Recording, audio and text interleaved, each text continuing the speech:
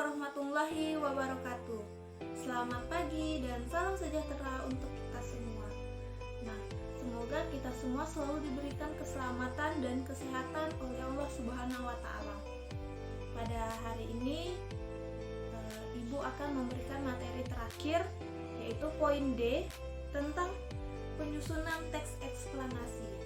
Nah, penyusunan teks eksplanasi ini terdapat 2 poin. Yang pertama, poin pengembangan teks eksplanasi. Yang kedua, langkah-langkah penyusunan teks eksplanasi. Nah, yang pertama kita akan membahas dulu tentang pola pengembangan teks eksplanasi. Nah, pola pengembangan teks eksplanasi ini terdapat 2 poin. Yang pertama, pola pengembangan kronologis. Yang kedua, pola pengembangan kuasalitas. Sebelumnya Ibu akan menjelaskan dulu tentang pola pengembangan teks eksplanasi. Nah, teks eksplanasi ini dapat disusun dengan 2 pola pengembangan, yaitu pola kronologis dan pola kuasalitas. Nah, kedua pola tersebut dapat pula diverifikasikan penyusunannya dan juga dapat digunakan secara bersama-sama dan saling melengkapi. Nah, selain itu, teks eksplanasi dapat terselingi dengan pola-pola lain seperti pola definisi, pola ilustrasi, dan pola umum khusus. Itu adalah pola pengembangan teks eksplanasi. Sekarang kita bahas yang poin pertama, poin A, pola pengembangan kronologis. Nah, pola pengembangan kronologis ini merupakan suatu urutan dari tindakan-tindakan atau perbuatan untuk menciptakan atau menghasilkan sesuatu.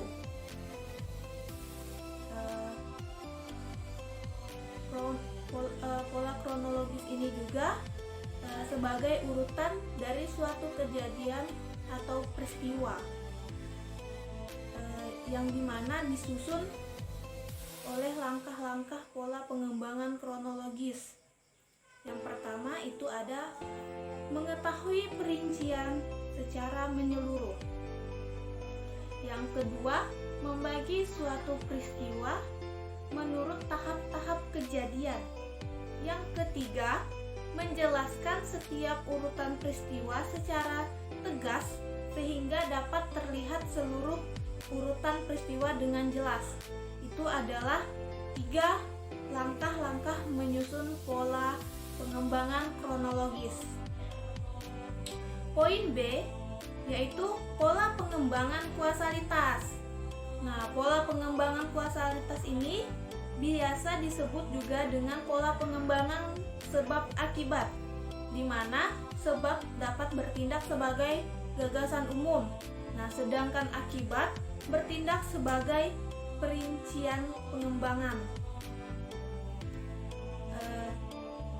Namun akan dapat dijadikan sebagai gagasan umum dan sebab digunakan sebagai perincian. Itu adalah penjelasan 2 poin pola pengembangan teks eksplanasi. Ya, yang berikut adalah poin B. Poin B yaitu langkah-langkah penyusunan teks eksplanasi. Nah, penulis juga perlu memperhatikan langkah-langkah penyusun teks eksplanasi ini yang bertujuan untuk mempermudah kerja si penulis. Nah, langkah-langkahnya seperti apa? Langkah-langkahnya itu adalah yang pertama, menentukan topik. Yang kedua, mengumpulkan referensi. Yang ketiga, menyusun kerangka teks. Yang keempat, mengembangkan kerangka karangan. Nah, di mana menentukan topik yaitu tersebut ditulis untuk menjelaskan topik tertentu. Nah, dalam menentukan topik perlu diperhatikan beberapa aspek.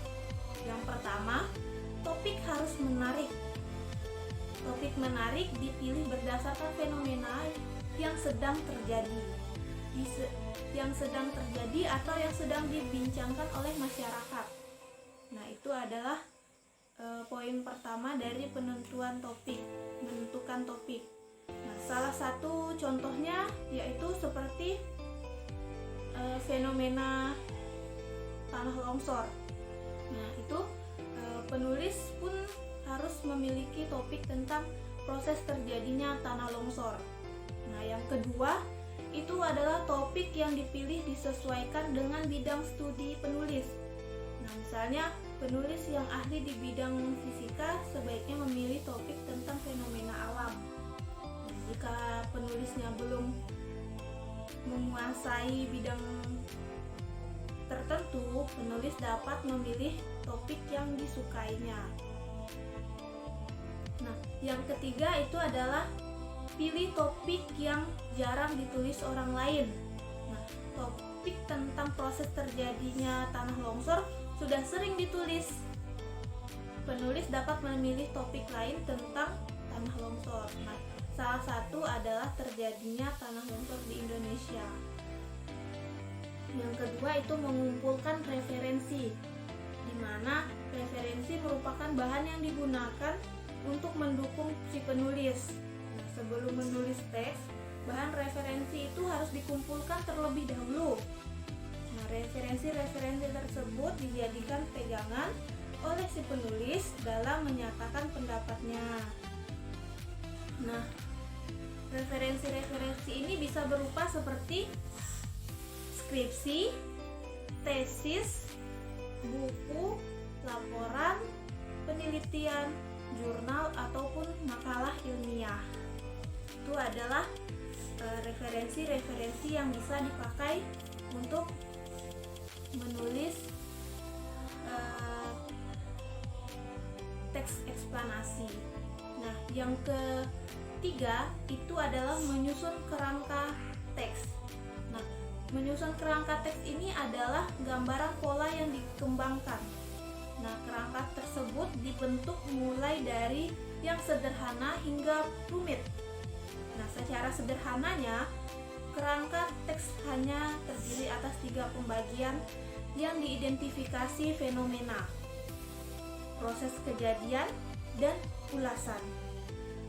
Nah, sedangkan yang secara rumit itu penulis mengembangkan kerangka lebih detail, di mana penulis menentukan jumlah paragraf dan membuat kalimat utama setiap paragraf. Kemudian penulis melengkapinya dengan catatan rujukan ke referensi-referensi yang dibaca atau yang pernah dibaca. Nah, selanjutnya yang terakhir yaitu mengembangkan kerangka karangan. Nah, mengembangkan kerangka karangan yang telah disusun menjadi teks eksplanasi itu yang lengkap dan utuh dengan memperhatikan struktur bakunya. Nah, namun kita harus memperhatikan juga kaidah-kaidah kebahasaan yang berlaku pada teks tersebut agar menjadi kerangka yang lengkap dan utuh. Nah, itu adalah penjelasan 2 poin dari penyusun teks eksplanasi. Nah, mungkin sekian penjelasan dari Ibu. Wassalamualaikum warahmatullahi wabarakatuh. Selamat pagi dan salam sejahtera untuk kita semua.